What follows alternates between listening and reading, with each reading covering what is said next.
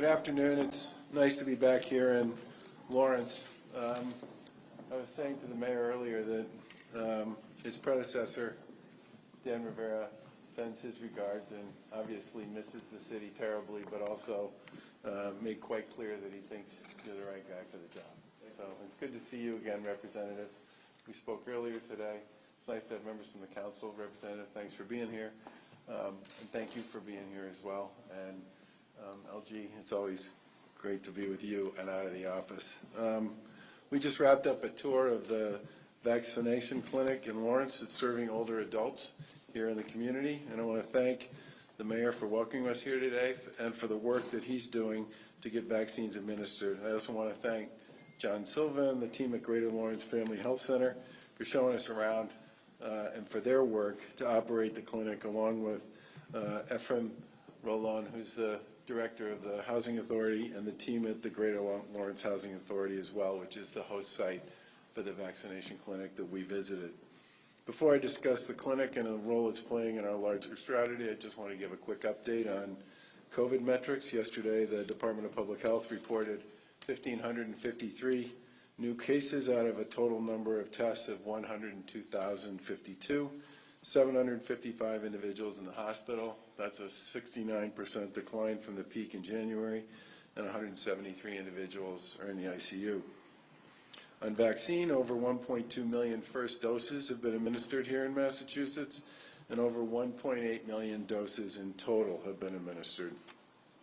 We continue to be a leader in administering first doses among the 24 states that have more than 5 million people, and we're currently #1 for first doses administered per capita within that group. We also continue to be a top 10 state for first doses administered per capita among all states. 70% of our residents over the age of 75, who are among the most vulnerable to COVID, have been vaccinated, which is about 10 points higher than the national average. And the Commonwealth currently ranks second for the percentage of black residents who've received at least one dose. We know there's much more work to do in communities of color, and that's part of the reason why we were here today. This week, we anticipate over 250,000 doses will be administered between first and second doses at all providers across the Commonwealth. That's about the same total as the week we're in now, and that's because we're getting about the same amount of vaccine from the feds. Earlier today, around 12,000 new appointments for next week at mass vaccination locations were posted and booked on the website. The number of new first appointments posted today for mass vaccination sites was lower than usual, while the overall number of slots for the week is pretty much the same. That's because residents are returning to mass vac sites for their second doses, and we've made progress to book appointments for older residents that called the call center because they weren't able to use a computer to book online or don't have access to the internet. The call center in the end ended up booking on behalf of these people about 13,000 appointments, who are people who would otherwise not have had access to secure an appointment. Due to the high trafficking that exists on the scheduling websites, users were placed into waiting rooms, and once they were allowed through, they were able to find and schedule appointments if they were available. And they went fast due to the massive demand that exists for those and the constrained supply that we're all living with, not just here in Massachusetts, but in many states around the country. I know that remains frustrating for everybody who's involved, who couldn't get an appointment booked this week. As we said at the start of this phase, it would probably take several weeks as we get more doses from manufacturers for everybody to get a vaccine appointment and get vaccinated. I want to keep in mind that residents over the age of 65 and those with 2 or more certain medical conditions are now eligible, and starting next week on March 11th, educators and staff and child care workers will also be eligible, which is an additional 300 to 400,000 people. So starting next week, there'll be approximately 1 million people who are eligible for vaccines in Massachusetts. The state's currently receiving about 150,000 first doses a week.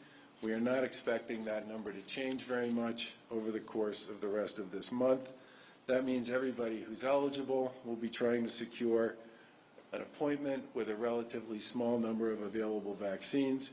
And while we know that creates anxiety, I just want to continue to urge all of us to recognize and understand that we need to be patient here. We and other governors will continue to press the federal government to increase supply more quickly so that we can offer more appointments to people who are eligible. We understand that this is a large group of people who've become eligible with the addition of the educators next week on March 11th, but we believe it's critically important to continue to make possible vaccines for people who are over the age of 65 and people who have 2 comorbidities who are eligible as well for appointments. Those folks are particularly susceptible to illness, hospitalization, and in some cases death from COVID-19, and need to continue to be able to access the system and get vaccinated. We won't be diverting large amounts of vaccines from this group. Unfortunately, because we haven't been provided with any additional vaccine to specifically serve, at least at this point in time anyway, educators or school staff, and we haven't heard any guidance from the feds with respect to this at this point in time. We're hopeful that the federal government and the vaccine production folks will follow through on their promise of increased supply.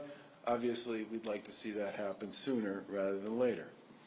Next week, I want to point out that a new regional collaborative will go live.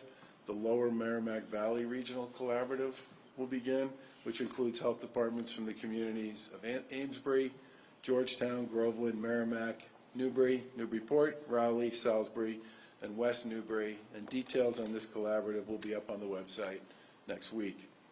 We're continuing to prioritize doses for some of the hardest hit communities here in the Commonwealth. As people know, last month, the Department of Public Health identified 20 communities that have borne the brunt of the pandemic, taking into account social determinants of health and disproportionate racial impact. That list includes many communities like Lawrence. These 20 communities have consistently received vaccine shipments throughout this process, and we're glad to see that Lawrence is taking full advantage of this supply, both at Lawrence General Hospital and their regional collaborative site, as well as at the vaccine clinic at the Lawrence Housing Authority, which is being done in conjunction with the Lawrence Family Health Center that we visited early today. This is a great example of the kinds of collaborations and partnerships that lead to success, and the full court press that's happening here through public, private, and nonprofit sectors is making a difference in ensuring that vaccines are available for people here in Lawrence. The Greater Lawrence Family Health Center will vaccinate over 100 older adults today at the senior housing site that we visited, and to date has vaccinated over 300 residents at Lawrence senior housing facilities, with plans to vaccinate close to 1,000 more in senior housing facilities across the city.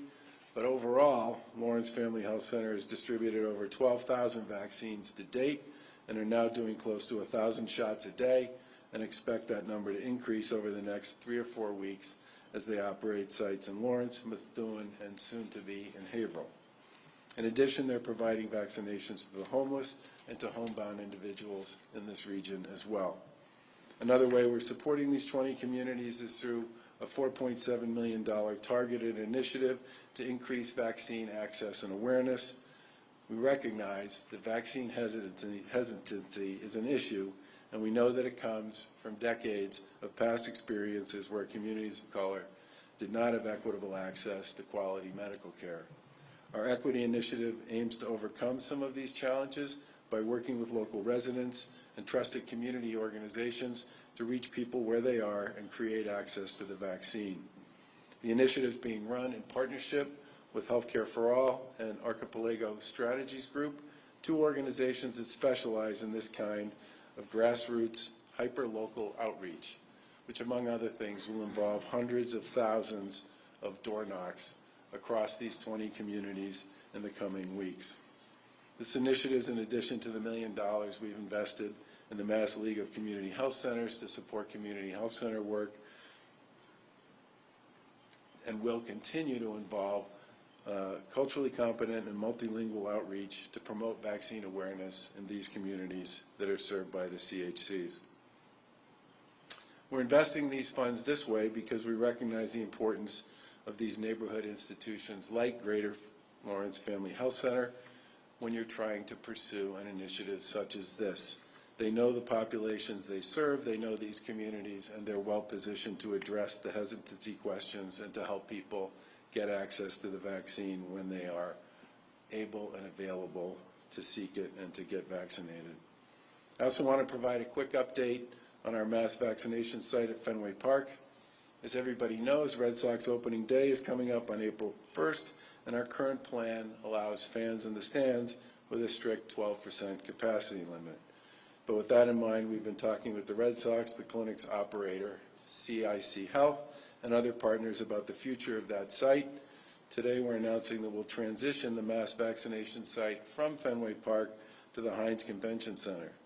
This transition will take a couple of steps, so please take note. The Heinz Convention Center will open and start accepting patients on Thursday, March 18th.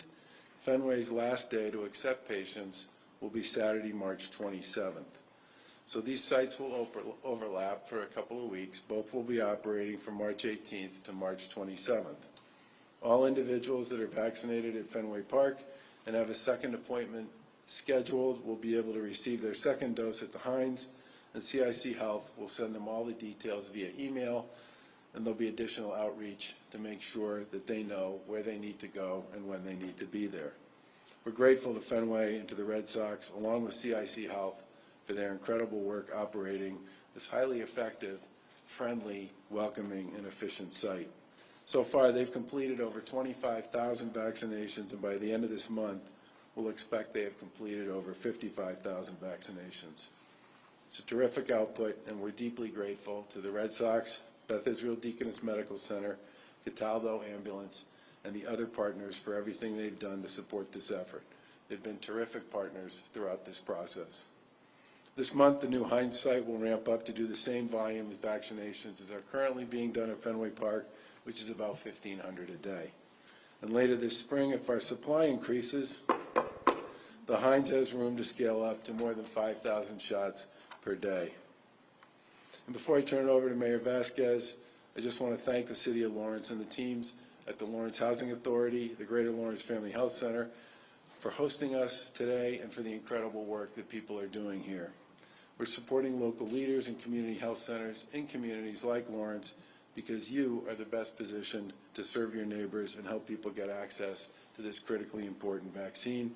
We look forward to continuing to work with you. We look forward to continuing to expand your footprint as you and we work together to distribute vaccine and support this community.